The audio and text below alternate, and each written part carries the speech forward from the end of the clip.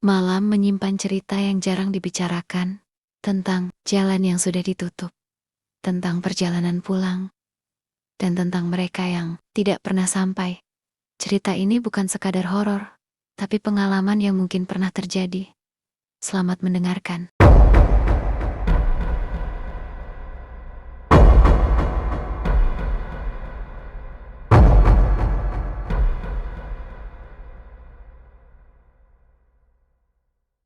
Terminal tua itu seharusnya sudah tutup sejak sore. Setidaknya begitu kata petugas loket. Terakhir yang kutanya sebelum dia pergi sambil menguap dan mengunci pintu besi. Jam di ponselku menunjukkan jam 22:47. Hampir jam 11 malam. Angin berembus pelan membawa bau debu, oli, dan sisa hujan sore yang menempel di lantai semen terminal. Lampu-lampu neon di langit-langit banyak yang mati. Sisanya berkedip tidak stabil, membuat bayangan terlihat bergerak-gerak seperti hidup. Suasana banner-banner tidak nyaman, tapi aku tidak punya pilihan lain. Mudik kali ini, banner-banner mendadak. Rencana awalku berantakan, karena pekerjaan yang baru selesai malam itu juga. Semua bis reguler sudah berangkat sejak sore. Bahkan yang terakhir katanya berangkat pukul 9. Aku datang terlambat hampir 2 jam. Ponselku sudah kucek berkali-kali, mencoba mencari ojek online atau tumpangan. Tapi sinyal di terminal tua ini buruk sejak dulu. Bar sinyal naik turun, seperti mengejek. Aku berdiri di tengah terminal.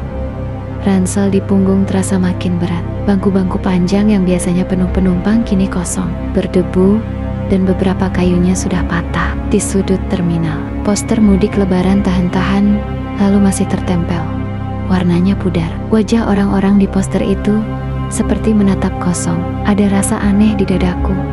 Perasaan tidak enak yang muncul tanpa alasan jelas. Angin malam bertiup lebih kencang, membuat pintu rolling bekas kios bergoyang dan menimbulkan suara berderit panjang. Suara itu menggema, lalu hilang, menyisakan keheningan yang terasa terlalu dalam. Tidak ada suara mesin, tidak ada klakson, bahkan tidak ada suara serangga. Terminal ini seperti terputus dari dunia luar. Aku berniat pergi saja, mungkin mencari penginapan murah atau menunggu pagi.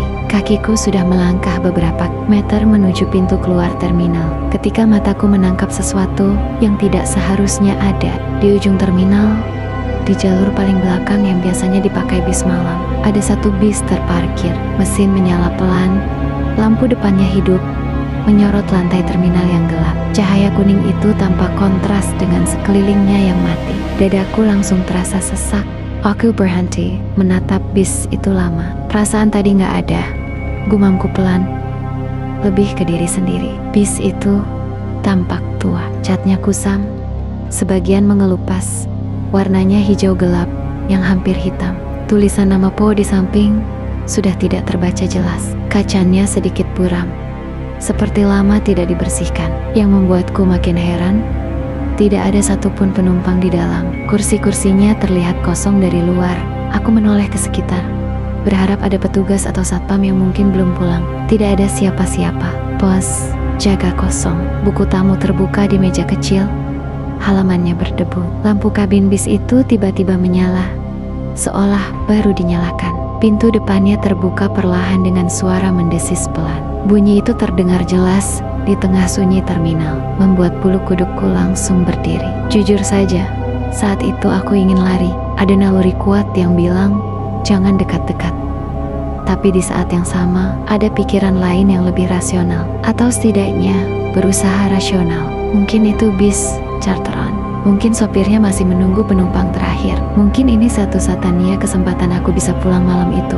Topinya menutupi sebagian wajah, jadi aku tidak bisa melihat matanya dengan jelas. Masih jalan, Pak? Tanyaku lagi, mencoba terdengar sopan dan biasa saja. Sopir itu bergerak pelan, kepalanya menoleh sedikit ke arahku. Wajahnya pucat, terlalu pucat untuk cahaya lampu yang redup. Matanya terlihat cekung, tapi tatapannya tajam. Bibirnya bergerak, masih. Jawabnya singkat, suaranya berat, datar, seperti orang yang bicara tanpa emosi. Tujuannya kemana ya? Dia diam beberapa detik lalu menjawab, lewat jalur mudik lama. Aku terdiam. Jalur mudik lama itu sudah lama tidak dipakai. Katanya rawan longsor, rawan kecelakaan. Beberapa tahun lalu sempat ada kecelakaan besar di sana, melibatkan bis malam juga. Sejak itu, jalur tersebut ditutup. Lewat situ, masih bisa Pak? Tanyaku, hati-hati. Sopir itu tidak langsung menjawab. Dia menatap lurus ke depan lagi, lalu berkata pelan, masih ada jalannya. Jawaban itu tidak meyakinkan, tapi entah kenapa, kakiku justru melangkah naik satu anak tangga. Tangga besi itu berderit pelan saat kakiku menginjaknya. Bau di dalam bis makin terasa, campuran antara solar, debu, dan sesuatu yang samar, seperti bau tanah basah. Begitu aku masuk, pintu bis menutup sendiri di belakangku dengan suara desis panjang. Suara itu membuat jantungku berdegup lebih cepat. Aku refleks menoleh ke pintu, lalu kembali ke dalam. Aku duduk di kursi bagian tengah, memilih dekat jendela. Kain kursinya dingin saat disentuh, membuatku sedikit merinding. Aku meletakkan ransel di pangkuan, mencoba mengatur napas. Dari tempat dudukku, aku bisa melihat seluruh isi bis, benar-benar kosong. Terlalu kosong untuk ukuran bis mudik malam. Biasanya selalu ada suara, ada orang mengobrol, ada anak kecil menangis, atau setidaknya suara ponsel. Tapi di sini hanya ada suara mesin dan desiran angin dari luar. Aku mencoba menenangkan diri. Mungkin aku hanya kelelahan, mungkin pikiranku terlalu dipengaruhi cerita-cerita horor jalur mudik yang sering beredar. Aku memejamkan mata sebentar, menarik napas panjang. Bis itu mulai bergerak, pelan, hampir tanpa terasa. Bis meninggalkan terminal tua yang gelap. Dari jendela, aku melihat bangunan terminal perlahan menjauh. Lampu-lampunya yang berkedip makin kecil, lalu hilang di telan gelap. Entah kenapa, saat terminal itu menghilang dari pandangan, ada satu pikiran yang tiba-tiba muncul di kepalaku. Dingin dan jelas. Aku tidak yakin aku seharusnya naik bis ini. Sebuah bus malam tua berwarna hijau kusam menyala sendiri. Di ujung terminal bus tua itu, seolah menjadi satu-satunya benda yang masih hidup di tempat yang sudah lama ditinggalkan waktu. Lampu depannya menyorot lantai terminal yang gelap dan lembab, memantulkan cahaya kuning pucat pada genangan air sisa hujan sore tadi. Cahaya itu tidak terang, justru redup dan bergetar pelan, membuat bayangan tiang-tiang terminal terlihat memanjang dan berubah bentuk setiap kali lampu berkedip. Udara malam terasa dingin menusuk kulit, membawa kabut tipis yang perlahan merayap dari luar terminal, menyelinap masuk melalui sela-sela dinding dan pintu yang sudah lapuk. Aku berdiri terpaku beberapa meter dari bus itu. Ransel masih tergantung di punggung. Tangan terasa dingin meski jaket sudah kukancing rapat. Terminal ini seharusnya sudah lama tutup. Sejak sore tadi, tidak ada satupun bus yang datang atau berangkat. Petugas terakhir sudah pulang, loket terkunci, dan suara langkah manusia benar-benar menghilang. Yang tersisa hanya bunyi angin malam yang berdesir. Sesekali diselingi suara besi tua yang berderit entah dari mana. Bus itu terlihat sangat tua. Cat hijau di bodinya sudah mengelupas di banyak bagian, memperlihatkan lapisan logam berkarat di bawahnya. Beberapa panel terlihat penyok, seperti pernah mengalami benturan keras di masa lalu. Kaca-kacanya buram dan berdebu, memantulkan cahaya lampu terminal dengan cara yang aneh, seperti cermin yang sudah lama retak tapi tidak pecah. Di bagian samping, tulisan nama perusahaan otobus hampir tidak bisa dibaca lagi. Huruf-hurufnya pudar dan terkelupas, menyisakan bayangan kata yang tidak lagi jelas artinya. Yang membuatku merasa tidak nyaman bukan hanya karena bus itu menyala sendiri, tapi karena posisinya berada di jalur paling ujung, jalur yang sudah bertahan-tahan tidak digunakan. Jalur itu biasanya gelap dan dipenuhi sampah daun kering, tapi malam ini terlihat bersih, seolah baru saja dilewati sesuatu. Lampu depan bus menyinari jalur itu lurus ke depan, menembus kabut tipis yang menggantung rendah, membuat suasana terasa seperti potongan adegan film lama yang diputar tanpa suara. Pintu bus terbuka perlahan dengan suara mendesis pelan. Tidak ada hentakan, tidak ada tangan yang mendorong. Pintu itu bergerak sendiri, lambat dan pasti, berhenti di posisi terbuka penuh. Tangga besi di bawahnya terlihat jelas, berkarat dengan bekas pijakan kaki yang sudah menghitam karena usia. Tidak ada satupun penumpang yang turun atau naik. Tidak ada suara orang berbicara. Tidak ada tanda-tanda kehidupan manusia. Jantungku berdegup lebih cepat. Ada dorongan kuat dalam diriku untuk segera pergi, memalingkan badan, dan meninggalkan terminal ini sejauh mungkin. Tapi kakiku terasa berat, seolah menancap ke lantai. Mataku terus tertuju pada bus itu, pada pintu yang terbuka seperti mulut gelap yang menunggu sesuatu masuk ke dalamnya. Kabut makin tebal. Perlahan-lahan, bagian bawah bus mulai tertutup kabut, membuatnya tampak seperti melayang sedikit di atas tanah. Lampu depannya memantul di kabut itu, menciptakan bayangan-bayangan samar yang bergerak setiap kali angin berembus. Aku mengedipkan mata beberapa kali, mencoba memastikan penglihatanku tidak salah. Namun setiap kali ku buka mata, bus itu masih ada di sana, diam, menunggu. Aku melangkah satu langkah ke depan, lalu berhenti lagi. Suara langkah kakiku terdengar terlalu keras di tengah kesunyian. Lantai terminal terasa dingin dan sedikit licin. Aku bisa mencium bau khas terminal tua, campuran antara debu, oli, dan kelembapan yang sudah bertahan-tahan meresap ke dinding dan lantai. Bau itu biasanya terasa biasa saja, tapi malam ini terasa lebih kuat, lebih menusuk. Masih ada bus, gumamku pelan. Suaraku hampir tidak terdengar oleh telingaku sendiri. Tidak ada jawaban, tentu saja. Tapi anehnya, setelah aku bicara, lampu kabin di dalam bus menyala redup. Cahaya itu menyingkap bagian dalam bus, sedikit demi sedikit. Kursi-kursi tua berjajar rapi. Kain pelapisnya terlihat kusam dan kaku. Tidak ada tas, tidak ada jaket, tidak ada bekas kehidupan. Semuanya tampak bersih tapi kosong. Kosong dengan cara yang tidak wajar. Aku memperhatikan kaca depan bus. Di balik kemudi, terlihat siluet seseorang. Tubuhnya diam, tidak bergerak, kepalanya menghadap lurus ke depan. Dari jarak itu, aku tidak bisa melihat wajahnya dengan jelas. Hanya bayangan gelap yang tertelan cahaya redup. Siluet itu tidak bergerak sama sekali. Sialah patang. Angin malam tiba-tiba bertiup lebih kencang. Kabut berputar di sekitar kakiku, membuatku merinding.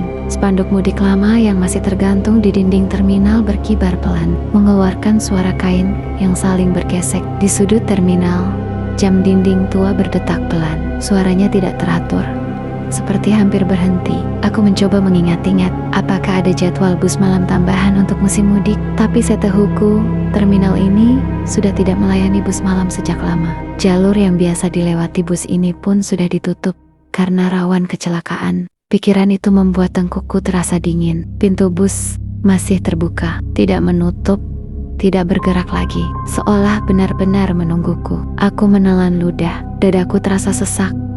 Napasku sedikit lebih cepat dari biasanya. Ada rasa penasaran yang bercampur dengan ketakutan. Perasaan tidak rasional yang sulit dijelaskan. Bagian logisku berkata ini tidak masuk akal, tapi bagian lain dari diriku justru mendorongku untuk mendekat, untuk memastikan sendiri apa yang sebenarnya terjadi. Aku melangkah lebih dekat. Sekarang aku berdiri tepat di depan pintu bus. Dari sini, aku bisa melihat lebih jelas interiornya. Lampu kabin berkedip sekali, lalu stabil. Kursi depan tampak kosong. Lorong tengah bersih, tanpa sampah atau bekas kaki. Udara dari dalam bus terasa lebih dingin daripada udara luar, seperti udara dari ruangan tertutup yang lama tidak dibuka. Aku mengangkat kepala dan menatap sopir. Wajahnya akhirnya terlihat pucat, terlalu pucat. Garis-garis wajahnya kaku, seperti tidak sering bergerak. Matanya terbuka, menatap lurus ke depan, tidak berkedip. Ada sesuatu dalam tatapan itu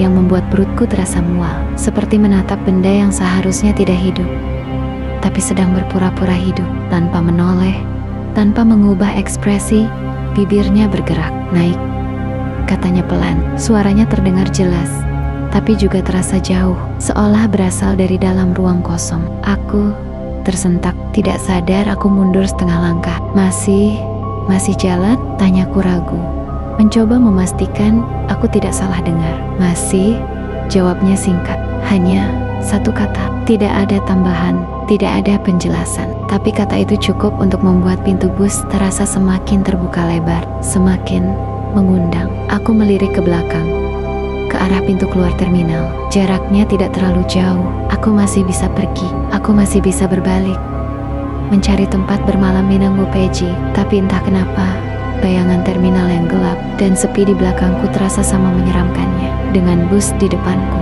angin kembali berembus, membuat kabut bergerak masuk ke dalam bus. Cahaya lampu depan memantul di kabut itu, menciptakan ilusi seperti ada bayangan yang bergerak di dalam lorong bus. Aku mengedipkan mata, mencoba fokus, tapi bayangan itu menghilang begitu saja. Tanganku gemetar saat ku genggam tali ransel. Aku menarik napas dalam-dalam. Rasanya seperti berdiri di ambang sesuatu yang tidak bisa ditarik kembali. Ada perasaan kuat bahwa begitu aku melangkah naik, malam ini tidak akan berjalan seperti yang seharusnya. Tangga besi itu ada tepat di depanku. Berkarat, dingin, diam, dan bus malam tua itu dengan lampu menyala sendiri di ujung terminal masih menungguku. Tanpa penumpang lain, tanpa suara, tanpa tanda-tanda bahwa ini adalah perjalanan yang normal. Bis melaju pelan, jauh lebih pelan dari yang seharusnya untuk ukuran perjalanan malam di jalur mudik. Tidak ada hentakan saat pedal gas diinjak. Tidak ada suara mesin yang meraung. Yang terdengar hanya dengungan rendah, stabil, seperti napas panjang yang ditahan. Dari balik kaca jendela, terminal tua itu perlahan menjauh. Lampu-lampunya yang redup mengecil, lalu menghilang di telan gelap. Sejak saat itu, aku merasa seperti telah meninggalkan satu dunia dan masuk ke dunia lain yang asing, sunyi, dan tidak ramah. Jalanan di depan terbentang lurus untuk beberapa saat. Masih terlihat seperti jalur mudik biasa. Aspalnya hitam, sedikit basah, memantulkan cahaya lampu depan bus. Tapi tidak ada kendaraan lain, tidak ada motor, tidak ada truk, bahkan tidak ada cahaya lampu dari kejauhan. Padahal biasanya, meski tengah malam, jalur mudik tidak pernah benar-benar sepi. Selalu ada suara mesin lain, klakson jauh, atau setidaknya lampu merah kecil dari kendaraan yang melaju lebih dulu. Bus terus melaju, pelan dan konstan. Lampu jalan di sisi kiri dan kanan masih terlihat pada awalnya, berdiri berjajar dengan jarak teratur. Namun satu persatu, lampu itu mulai padam. Bukan mati bersamaan, tapi seperti dimatikan bergiliran. Lampu pertama redup, berkedip beberapa kali, lalu gelap. Beberapa puluh meter kemudian, lampu berikutnya melakukan hal yang sama. Hingga akhirnya, jarak antar lampu semakin jauh, lalu tidak ada lagi lampu sama sekali. Sekeliling kami tenggelam dalam kegelapan.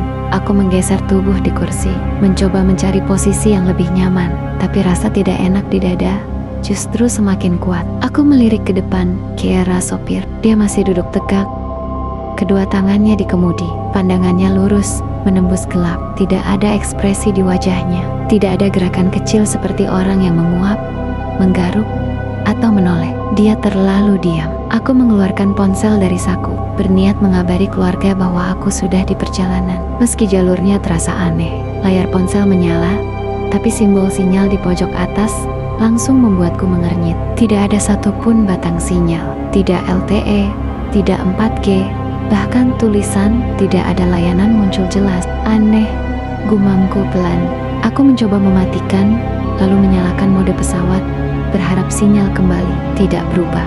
Aku coba buka peta, tapi titik lokasiku tidak muncul. Layar hanya menampilkan latar abu-abu dengan tulisan mencari lokasi. Seolah-olah aku tidak berada dimanapun. Perasaan tidak nyaman itu berubah menjadi kegelisahan. Jalur ini semakin tidak familiar. Jalanan mulai berbelok pelan, mengikuti kontur tanah. Di kiri dan kanan, pepohonan mulai rapat. Bukan pohon kecil atau semak biasa, tapi pohon-pohon besar dengan batang gelap dan tinggi. Daunnya saling bertaut di atas, membentuk semacam lorong alami. Lampu depan bus hanya mampu menembus beberapa meter ke depan. Sisanya tenggelam dalam bayangan. Kabut mulai turun, awalnya tipis, hanya seperti asap yang melayang rendah di permukaan aspal. Tapi semakin jauh kami melaju, kabut itu semakin tebal. Cahaya lampu depan menyebar di dalamnya, membuat jarak pandang terasa lebih pendek dari kenyataan. Jalanan di depan tampak seperti muncul dan menghilang bergantian. Aku menelan ludah. Jalan ini benar-benar tidak pernah kulihat sebelumnya. Sebagai orang yang cukup sering mudik, aku hafal jalur-jalur utama, bahkan jalan alternatif. Tapi jalur ini tidak masuk dalam ingatanku sama sekali. Tidak ada papan penunjuk arah, tidak ada marka jalan yang jelas. Bahkan garis putih di tengah aspal pun mulai pudar dan akhirnya menghilang. Aku melirik ke jendela samping. Di luar hanya ada kegelapan dan bayangan pohon. Sesekali aku merasa melihat sesuatu bergerak di balik pepohonan. Bukan gerakan jelas, lebih seperti perubahan bentuk bayangan. Saat aku fokus menatapnya, tidak ada apa-apa. Tapi begitu aku mengalihkan pandangan, perasaan itu muncul lagi. Seolah ada sesuatu yang mengikuti laju bus, bersembunyi di balik gelap. Suasana di dalam bus terasa semakin berat. Udara dingin merayap pelan, membuat kulitku merinding.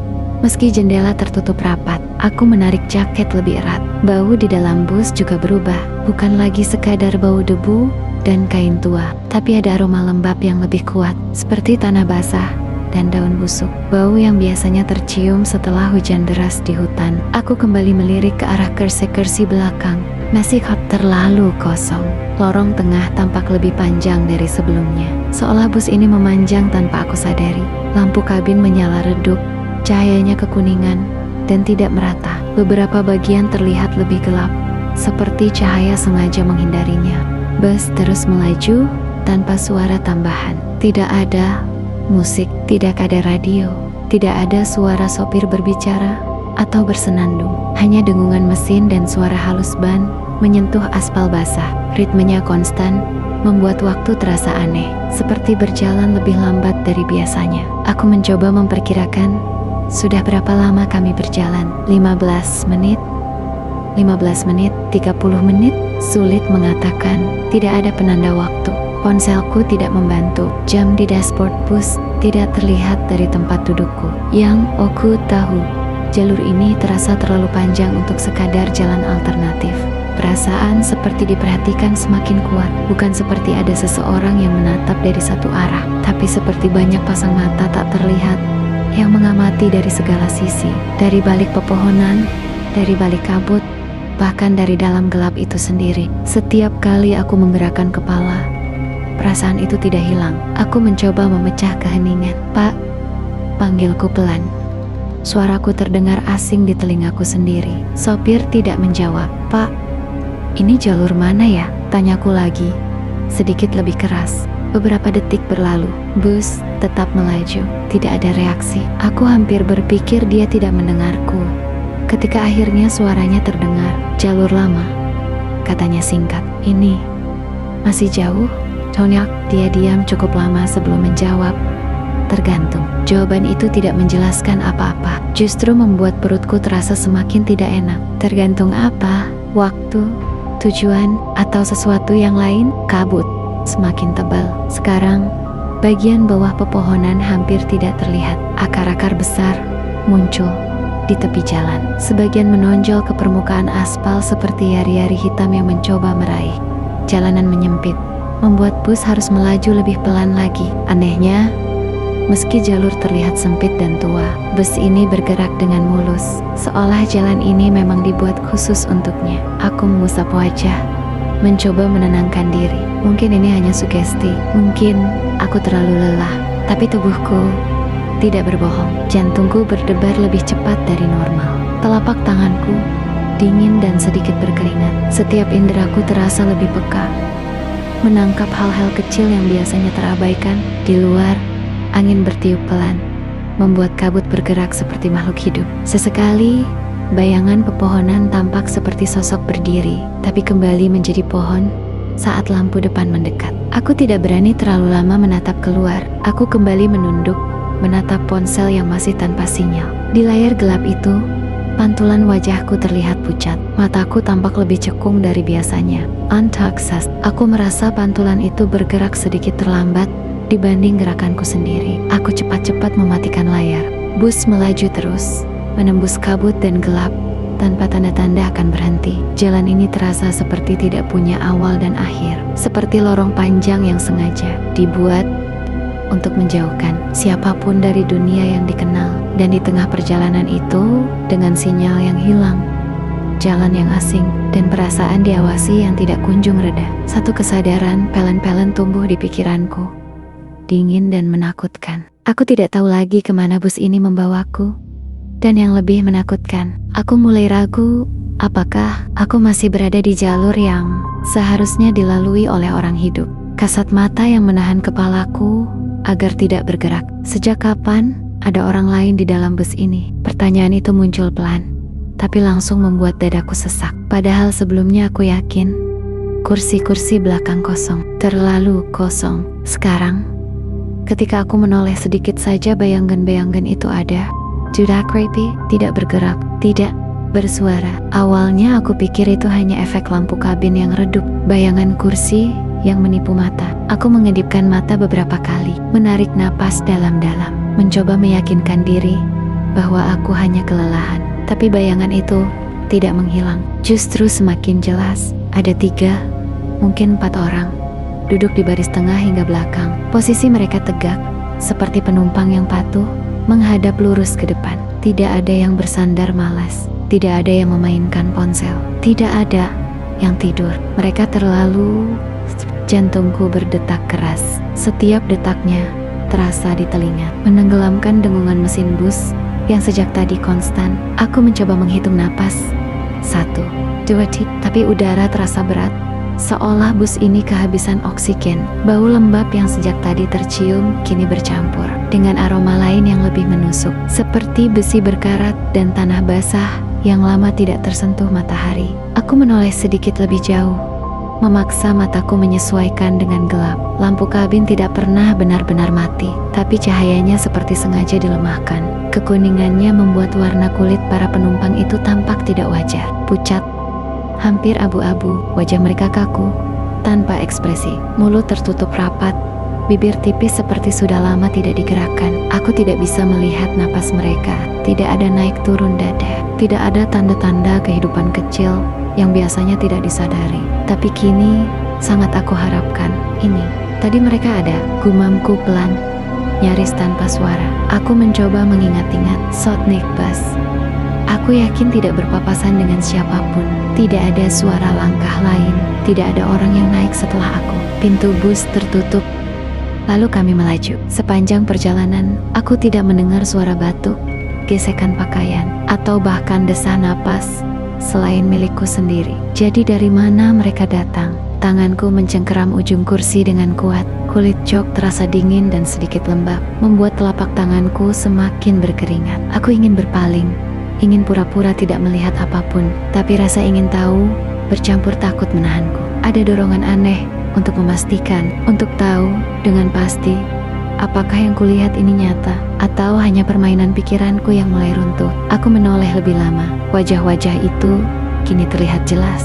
Mata mereka terbuka, tapi kosong. Bukan seperti orang melamun atau mengantuk, lebih seperti tidak ada siapa-siapa di balik tatapan itu. Pupil mereka tampak terlalu besar, menelan hampir seluruh bola mata, memantulkan cahaya lampu kabin dengan cara yang salah, seperti kaca mati. Kulit mereka tampak kering, tapi juga lembab di beberapa bagian, seolah baru saja diangkat dari tempat yang basah dan dingin. Aku menelan ludah dengan susah payah. Tenggorokanku kering, lidahku terasa berat, sulit digerakkan. Setiap naluri di tubuhku berteriak agar aku tidak membuat suara, agar aku tetap diam. Tapi pikiranku justru berisik, penuh pertanyaan yang tidak ingin dijawab. Bus terus melaju, tidak melambat, tidak berhenti, seolah tidak peduli dengan apa yang sedang terjadi di dalamnya. Aku mencoba mencari tanda kehidupan lain. Sopir, aku melirik ke depan. Sosok itu masih duduk di sana, tegak, kedua tangan di kemudi. Wajahnya sebagian tertutup bayangan. Dari sudut pandangku, dia tampak sama seperti sebelumnya, tidak menoleh, tidak bereaksi. Seakan-akan keberadaan penumpang-penumpang baru ini adalah hal yang sepenuhnya normal. Kembali aku melirik ke belakang. Salah satu dari mereka bergerak, bukan gerakan besar, bukan tiba-tiba. Justru itu yang membuatnya lebih menakutkan. Kepala orang yang duduk paling dekat dengan lorong perlahan berputar, seanggap seperti sendi yang sudah lama tidak digunakan. Ada jeda kecil di tengah gerakan, seolah lehernya perlu mengingat kembali bagaimana caranya menoleh. Aku wajah itu akhirnya menghadap ke arahku. Dari jarak beberapa baris kursi, aku bisa melihat detail yang membuat perutku bergejolak. Kulitnya tidak rata, ada bercak-bercak gelap di sekitar pelipis dan rahang. Bibirnya sedikit terbuka, memperlihatkan gigi yang tampak kusam dan tidak rapi. Tapi yang paling membuatku ingin berteriak adalah matanya. Tatapan kosong itu kini tertuju langsung padaku. Tidak ada emosi, tidak ada kemarahan, tidak ada rasa ingin tahu, hanya pengamatan. Seolah aku adalah sesuatu yang asing di tempat ini.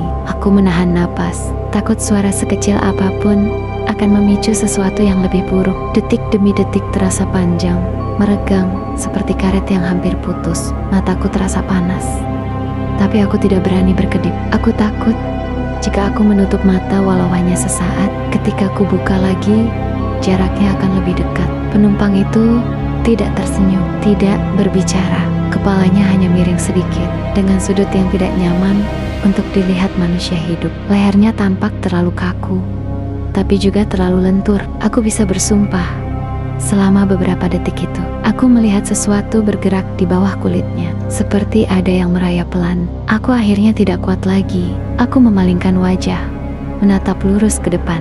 Napasku keluar dalam hembusan pendek yang tidak terkendali. Dadaku terasa sesak, seperti diikat dari dalam. Aku menekan tangan ke dada, berharap tekanan itu bisa menenangkan detak jantungku yang hampir meledak. Tenang, tenang, bisikku pada diri sendiri.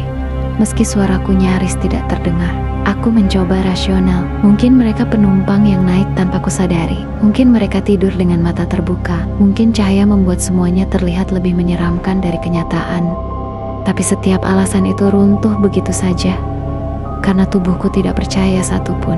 Aku bisa merasakan tatapan itu masih ada, meski aku tidak melihatnya. Rasanya seperti ada beban di punggungku, di leherku, di belakang kepalaku. Seperti mata itu menempel, mengikuti setiap gerak kecilku. Bus terus melaju, menembus kabut yang semakin tebal. Dunia di luar seolah menghilang. Tidak ada lagi konsep waktu atau jarak. Yang ada hanya bus ini, jalan yang tidak berujung, sopir yang membisu, dan penumpang-penumpang yang seharusnya tidak ada di sini. Dan di dalam kepalaku, sebuah kesadaran pahit mulai terbentuk, dingin dan tak terbantahkan. Mungkin sejak aku naik ke bus ini, aku sudah tidak sepenuhnya berada di tempat yang sama dengan dunia orang hidup. Dan mungkin mereka yang duduk diam di belakang itu bukanlah yang baru datang. Mungkin justru aku yang tersesat masuk ke perjalanan mereka. Bis itu berhenti mendadak tanpa peringatan apapun. Tidak ada pengereman pelan, tidak ada suara decitan ban yang panjang. Hanya satu hentakan singkat yang membuat tubuhku terdorong ke depan. Sabuk kursi menahan dadaku dengan kasar. Napasku terputus sesaat, jantungku langsung berdegup liar. Untuk sepersekian detik, pikiranku otomatis menyimpulkan satu hal. Kami sudah sampai. Refleks, aku menoleh keluar jendela, bersiap melihat lampu terminal, bangunan tua, atau setidaknya papan nama tujuan. Tapi yang kulihat membuat seluruh tubuhku langsung dingin. Tidak ada terminal.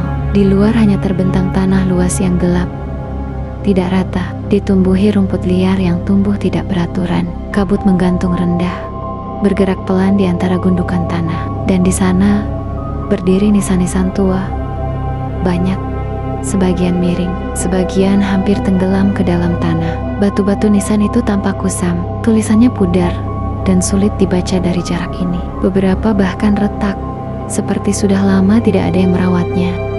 Tenggorokanku langsung terasa kering. Ini bukan jalur mudik. Ini bukan tempat pemberhentian manapun yang pernah kudengar. Di kejauhan, sedikit terpisah dari deretan nisan, ada sebuah bangunan kecil. Bentuknya seperti pos jaga atau rumah penjaga makam. Dindingnya kusam, catnya mengelupas, dan lampu kecil di depannya menyala redup, berkedip pelan seperti hampir mati. Cahaya itu tidak memberi rasa aman sama sekali, justru membuat bayangan di sekitarnya bergerak tidak menentu. Bus benar-benar berhenti sekarang. Mesin masih menyala, tapi suaranya terasa lebih rendah, seperti ditahan. Tidak ada suara pintu dibuka, tidak ada pengumuman, tidak ada apa-apa. Aku menelan ludah, tangan dan kakiku gemetar. Bukan getaran halus, tapi gemetar yang terasa sampai ke tulang. Aku mencoba bernapas perlahan, tapi paru-paruku seperti menolak bekerja normal. Udara di dalam bus terasa semakin dingin, menusuk kulit meski jaket masih kupakai rapat-rapat. Pak, suaraku keluar kecil, nyaris tidak terdengar. Untuk pertama kalinya sejak aku naik bus ini, sopir bergerak sedikit. Kepalanya miring ke samping, lalu ia menoleh setengah badan ke arahku. Wajahnya kini terlihat lebih jelas, diterangi cahaya lampu kabin yang redup. Ekspresinya tetap datar, seperti topeng. Tidak ada empati, tidak ada tanda bahwa situasi ini aneh baginya. Ini terminal terakhir, katanya pelan. Kata-kata itu jatuh begitu saja, tanpa tekanan, tanpa intonasi khusus, tapi dampaknya langsung menghantamku. Terminal terakhir, Dadaku terasa seperti diremas dari dalam. Otakku mencoba mencerna, mencari makna lain. Tapi semua kemungkinan terasa buruk. Terminal terakhir, maksudnya apa, Pak? Tanyaku. Suaraku bergetar, meski aku berusaha terdengar normal. Sopir tidak langsung menjawab. Ia kembali menghadap ke depan, menatap lurus ke arah tanah dan nisan-nisan di luar sana. Beberapa detik berlalu, keheningan terasa semakin berat, menekan telingaku sampai berdenging. Semua turun di sini. Akhirnya ia berkata, "Aku membiku." Turun?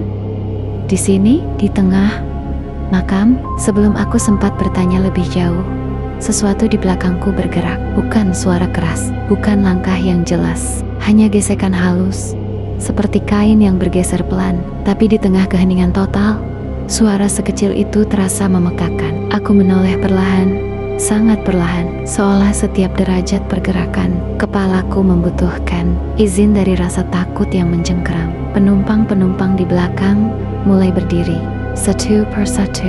Gerakan mereka tidak wajar, tidak seperti orang bangkit dari duduk. Tidak ada dorongan tangan ke kursi, tidak ada ayunan tubuh yang natural. Mereka berdiri terlalu lurus, terlalu halus, seperti boneka yang ditarik oleh benang tak terlihat. Lutut mereka tidak tampak menekuk sepenuhnya. Tubuh mereka naik begitu saja. Kursi-kursi yang tadinya terisi, kini perlahan kosong, menyisakan bayangan gelap di lantai bus. Aku bisa mendengar napasku sendiri semakin cepat. Telingaku panas, sementara ujung-ujung jariku terasa mati rasa. Setiap naluri di tubuhku menjerit agar aku tidak bergerak, agar aku tidak menarik perhatian. Salah satu dari mereka melangkah ke lorong. Langkah salah. Kakinya menapak lantai bus tanpa suara berat. Tidak ada bunyi sepatu, tidak ada getaran kecil yang biasanya terasa saat seseorang berjalan di lorong sempit bus. Gerakannya kaku, ritmenya tidak konsisten, seolah ia lupa bagaimana cara berjalan yang benar.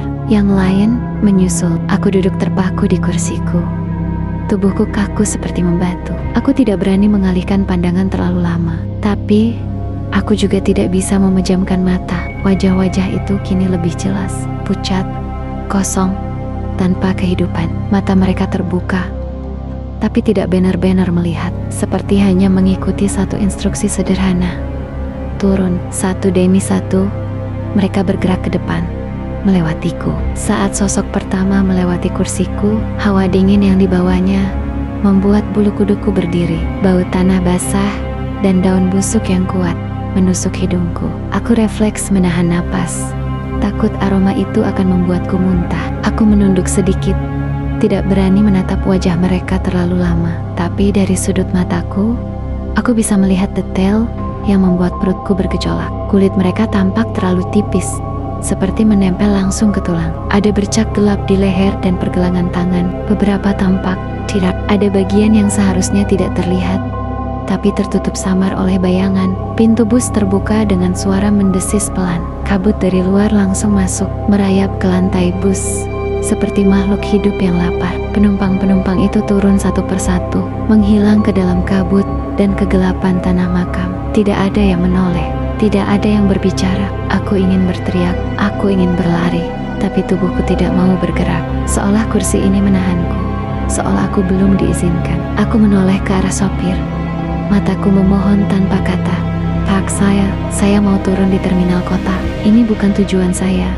Ucapku terbata-bata. Sopir menoleh lagi, menatapku lama kali ini. Untuk sesaat, aku merasa tatapan itu menembus kulitku, tulangku, sampai ke sesuatu yang paling dalam. "Kamu belum waktunya," katanya pelan. Kata-kata itu membuat dunia di sekitarku terasa menjauh. Suara mesin bus, kabut, makam, semuanya terasa tidak nyata. Yang ada hanya kalimat itu bergaung di kepalaku. Belum waktunya. Di luar, penumpang terakhir menghilang di antara nisan-nisan tua. Pintu bus menutup kembali dengan suara berat. Dan sebelum aku sempat bertanya apapun lagi, bus mulai bergerak. Sopir menoleh padaku dan berkata pelan, "Kamu salah naik. Bis ini bukan untuk yang masih hidup." Suaranya tidak keras, tidak juga mengancam. Tapi justru karena itu, kata-katanya terasa jauh lebih menakutkan, seperti sebuah fakta sederhana yang tidak bisa ditawar, tidak bisa dibantah. Seolah ia hanya menyampaikan aturan yang sudah ada sejak lama. Dan aku bodoh, karena baru menyadarinya sekarang. Saat kata-kata itu meresap ke dalam kepalaku, seluruh tubuhku bereaksi lebih cepat daripada pikiranku. Tanganku langsung terasa dingin. Bukan dingin biasa, tapi dingin yang menjalar dari dalam. Seperti darahku tiba-tiba mengalir lebih lambat. Kakiku lemas, otot-ototnya kehilangan tenaga. Seakan jika aku berdiri sekarang, aku akan langsung jatuh tersungkur di lorong bus yang sempit ini.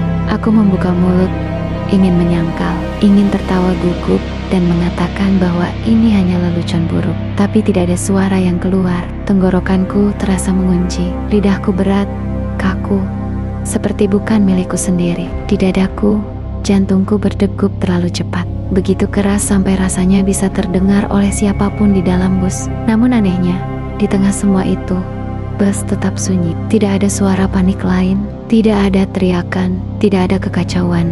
Seolah hanya aku satu-satunya makhluk hidup yang masih mengikuti irama waktu. Dari kursi belakang, sebuah suara berbisik. Bukan bisikan yang jelas dan terarah, tapi seperti suara yang muncul di antara napas dan ingatan. Kami semua mudik, tapi tidak pernah sampai.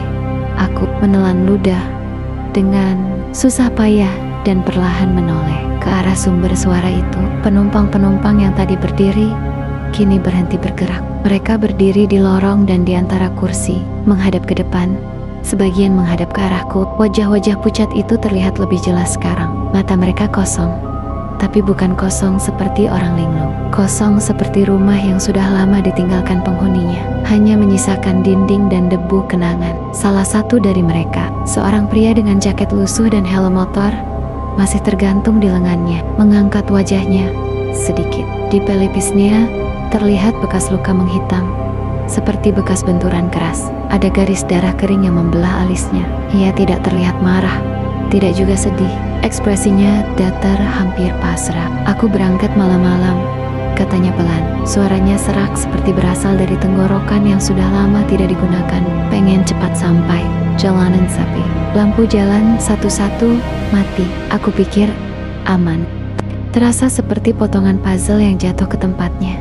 Dengan bunyi yang terlalu pas, aku teringat jalanan gelap, lampu yang padam bergiliran, kabut yang menelan marka jalan.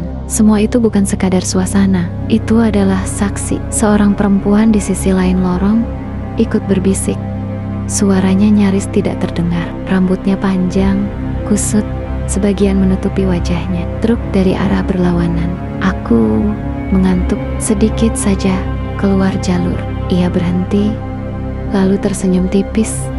Senyum yang tidak mencapai matanya. Sedikit saja, tapi cukup. Satu persatu, potongan cerita itu muncul. Seorang bapak tua yang duduk paling belakang menyebutkan remblong di turunan panjang. Seorang remaja dengan tas ransel menceritakan motor yang tergelincir karena aspal basah. Tidak ada yang berbicara panjang, tidak ada emosi berlebihan, seolah mereka sudah menceritakan kisah ini berkali-kali, hingga rasa sakitnya menipis, menyisakan fakta dingin tentang bagaimana perjalanan pulang berubah menjadi akhir. Dan di tengah bisikan-bisikan itu, sebuah kesadaran menghantam kepalaku dengan keras. Mereka semua adalah korban kecelakaan di jalur ini. Jalur yang tidak pernah benar-benar ditutup. Jalur yang masih dilalui orang-orang hidup tanpa tahu apa yang pernah terjadi di sana. Aku menarik napas pendek-pendek, mencoba mengendalikan tubuhku yang mulai gemetar. Tapi aku masih hidup, gumamku. Lebih kepada diriku sendiri daripada kepada mereka. Sopir tertawa kecil. Tawa yang sangat pelan, sampai hampir tidak terdengar, tapi cukup untuk membuat bulu kuduku berdiri. Ia kembali menatap jalan di depan. Tangannya tetap di kemudi. "Itu sebabnya kamu salah naik," katanya. "Biasanya mereka tidak sadar, kamu terlalu sadar." Bus mulai bergerak lagi, perlahan, seperti sebelumnya. Di luar jendela, kabut semakin tebal, menelan apapun yang tersisa dari dunia luar. Aku merasa dadaku sesak. Jika ini benar, jika aku memang tidak seharusnya berada di sini, lalu kemana bus ini akan membawaku? Ke tempat yang sama dengan mereka, atau ke sesuatu yang lebih buruk karena aku masih membawa napas dan detak jantung? Aku menatap lantai bus, melihat bayanganku sendiri yang samar di permukaan yang kusam. Bayangan itu masih bergerak mengikuti gerakku. Itu satu-satunya bukti bahwa aku masih ada. Salah satu penumpang yang berdiri paling dekat denganku melirik ke bawah, ke arah tanganku yang gemetar. "Kamu jangan ikut sampai akhir," katanya pelan, hampir terdengar seperti nasihat. Kalau sampai akhir, susah balik. Aku mendongak cepat, ingin bertanya, apa maksudnya? Tapi ia sudah kembali menatap lurus ke depan. Wajahnya kembali membeku, seperti patung yang kehabisan cerita. Aku menoleh ke arah pintu bus. Pintu itu tertutup rapat sekarang. Tidak ada tuas darurat yang terlihat jelas. Kaca jendela di dekatku hanya memantulkan kegelapan dan bayangan kabut. Aku mencoba berdiri, tapi lututku hampir tidak menopang berat badanku. Setiap gerakan terasa berat, seperti ada tekanan di udara yang menahanku. Penumpang-penumpang itu tidak menghalangiku, tapi keberadaan mereka saja sudah cukup membuatku ragu melangkah. Seolah jika aku salah langkah, aku akan melewati batas tak terlihat yang tidak bisa dilewati kembali. Di kepalaku, ingatan tentang rumah muncul tiba-tiba. Wajah keluarga, suara televisi di ruang tamu, bau masakan yang selalu sama setiap musim mudik. Hal-hal kecil, sepele, tapi sekarang terasa sangat jauh, seperti kenangan dari kehidupan lain.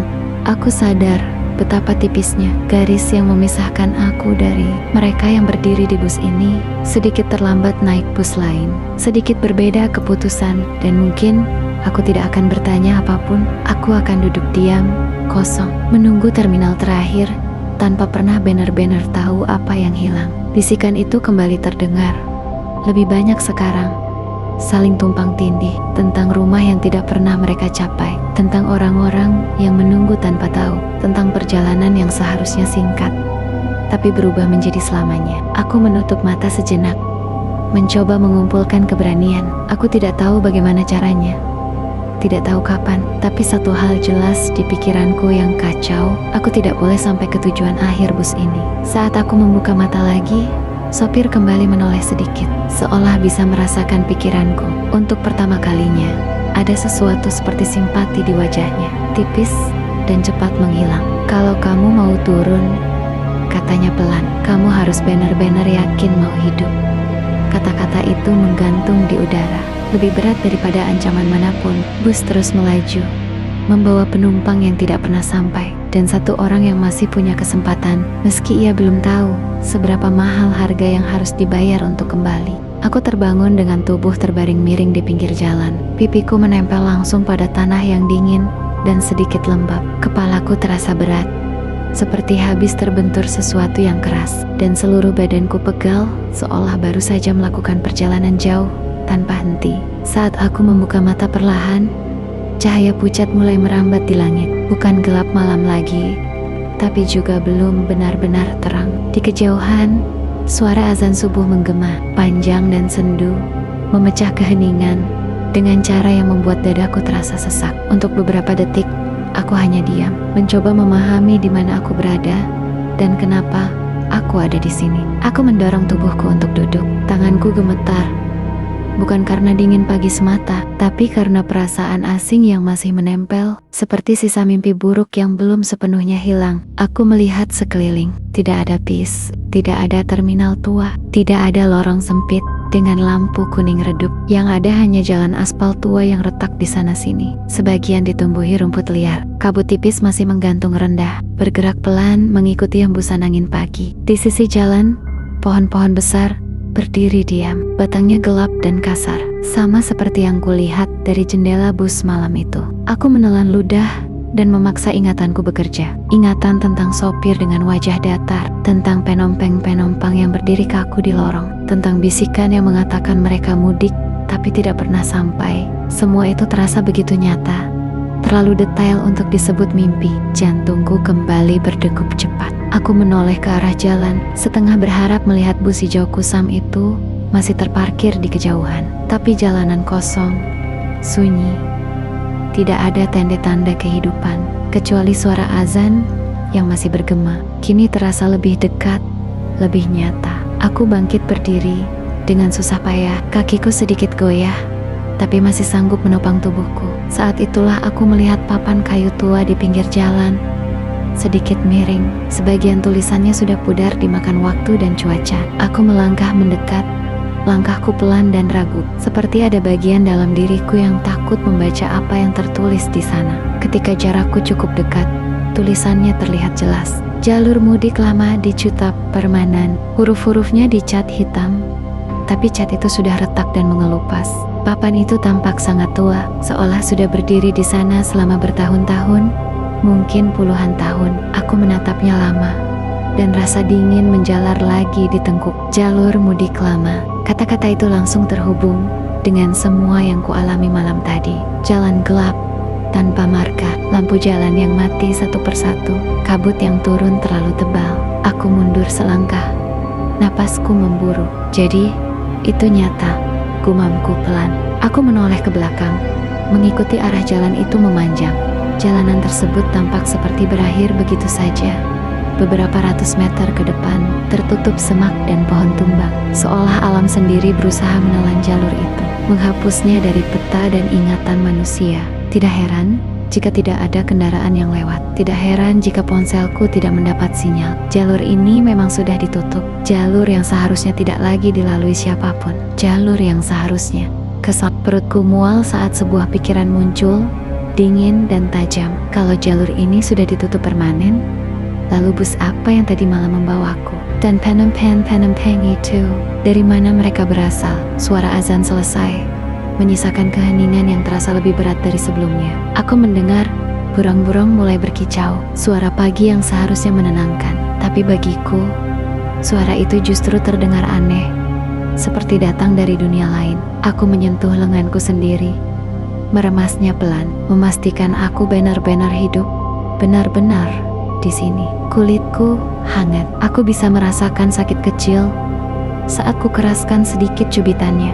Aku heran. Setidaknya sekarang aku berjalan menyusuri pinggir jalan itu, mencari tanda-tanda lain. Tidak ada bekas ban yang segar, tidak ada pecahan kaca, tidak ada apapun yang menandakan sebuah bus besar baru saja berhenti mendadak di sini. Hanya aspal tua, tanah, dan dedaunan kering. Tapi di hidungku, samar-samar, masih tercium bau oli dan kain tua. Bau bus, bau yang terlalu spesifik untuk sekadar imajinasi. Setelah beberapa saat berjalan, aku menemukan jalan kecil yang menghubungkan jalur itu dengan jalan raya utama. Dari sana, dunia kembali terasa normal. Ada warung kecil yang baru buka, ada motor lewat dengan suara knalpot yang keras. Ada orang-orang dengan wajah lelah khas pagi hari. Aku berdiri di tepi jalan raya itu lama, merasa seperti orang asing yang baru saja kembali dari tempat yang tidak seharusnya ia kunjungi. Ketika sebuah mobil berhenti dan menawarkan tumpangan ke kota terdekat, aku menerimanya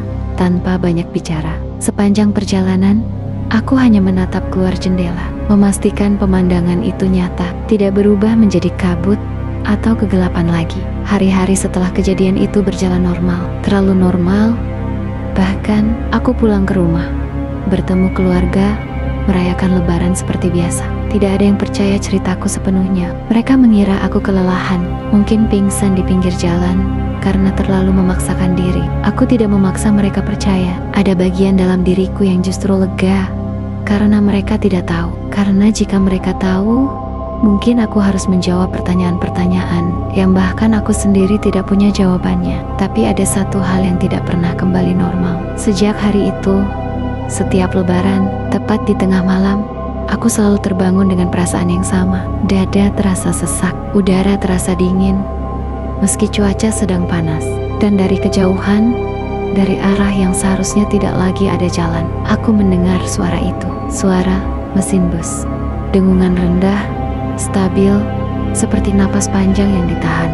Tidak juga samar, cukup jelas untuk membuatku yakin aku tidak salah dengar. Aku pernah mencoba mengabaikannya, menutup telinga dengan bantal, meyakinkan diri bahwa itu hanya sugesti. Tapi suara itu selalu sama, datang di jam yang hampir persis. Tidak pernah lebih cepat, tidak pernah lebih lambat. Seolah bus itu masih menjalankan jadwalnya. Meski jalurnya sudah ditutup permanen, meski penumpangnya tidak pernah benar-benar sampai. Suatu malam lebaran, aku memberanikan diri keluar rumah. Aku berdiri di teras, menatap ke arah gelap. Suara mesin itu terdengar lebih jelas malam itu, seolah jaraknya lebih dekat. Aku hampir bisa membayangkan bus hijau kusam itu melaju pelan. Lampu depannya menyinari kabut. Pintunya terbuka, menunggu siapapun yang terlambat pulang. Aku menggigil dan mundur perlahan, mengunci pintu rapat-rapat. Aku tahu, Tidak semua perjalanan mudik berakhir di rumah. Ada jalur-jalur lama yang masih menyimpan mereka yang tidak pernah sampai. Dan setiap kali suara itu terdengar, aku selalu teringat satu hal dengan sangat jelas. Sopir itu menatapku dan berkata, "Kalau kamu mau turun, kamu harus benar-benar yakin mau hidup." Aku yakin, sangat yakin, bahwa bus itu masih ada, masih berjalan. Dan selama masih ada orang yang lengah, masih ada yang kelelahan, masih ada yang mengambil jalur lama tanpa tahu sejarahnya, bus malam itu akan terus menambah penumpang.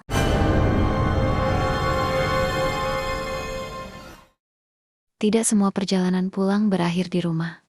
Terima kasih sudah mendengarkan.